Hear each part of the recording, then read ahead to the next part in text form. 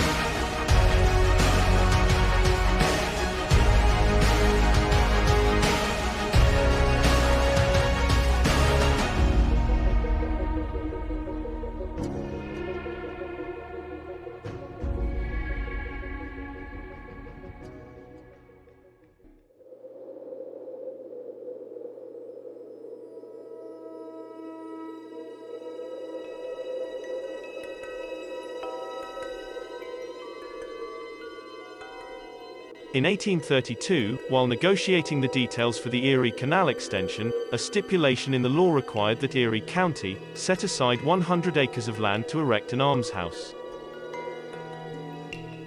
The almshouse would house Erie's indigent citizens. It was often referred to as the home for the friendless, or the poorhouse farm. After many years of delays and development issues, in 1841 the almshouse was finally constructed. Located roughly 3.5 miles west of what was then the city limits. The building stood 4 stories tall, with a rear wing of 3 stories. The building was constructed of brick and had 3 towers, one in the center and one flanking each side.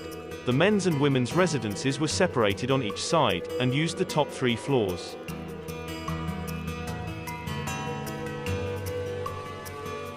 The complex was massive, and designed to house 270 people. 135 males, and 135 females took up residence at the almshouse. The people who came to live at the almshouse had many different reasons that brought them there.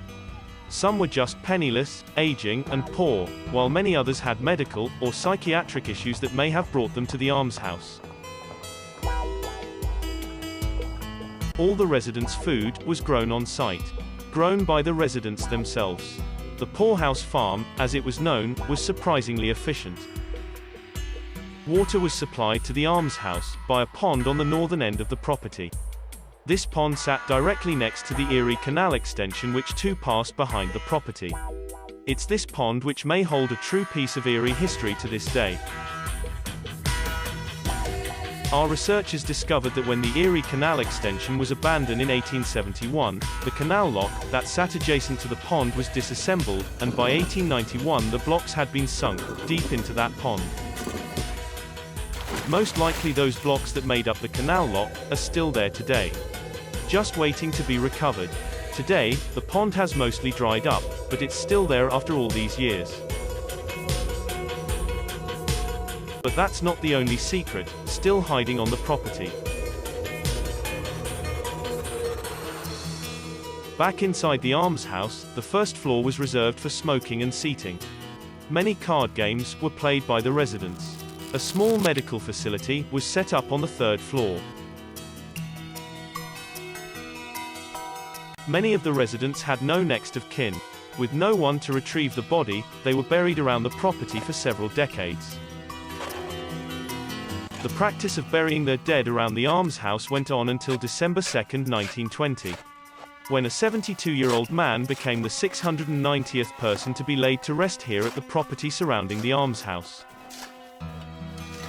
That's a new body in the ground, about once per month, for over 70 years. Due to an aging infrastructure and the need for a larger facility, the almshouse relocated in 1920 to a newer complex in Fairview. The original almshouse was left abandoned for several years before being demolished. The property was then forgotten and left vacant for 56 years.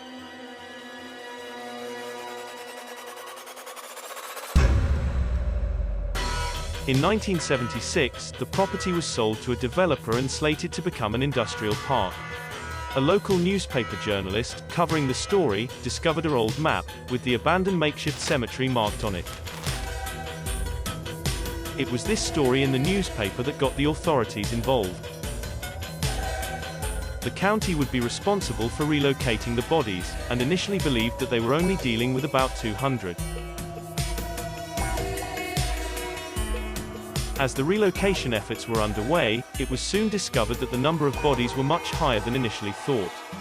Some were buried under newly constructed roadways, utilities, and even nearby businesses. In September of 1977, a judge ruled it would be cost-prohibitive to remove the remaining 247 bodies that still laid underneath those roadways and businesses. The remains of 443 people, that were successfully recovered, were relocated to a cemetery in Fairview Township.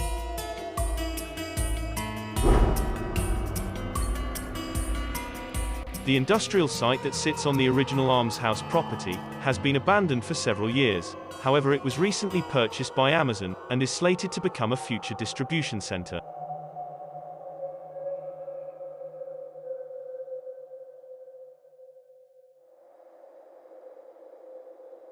You've been watching the Erie Almshouse on Project Algerine.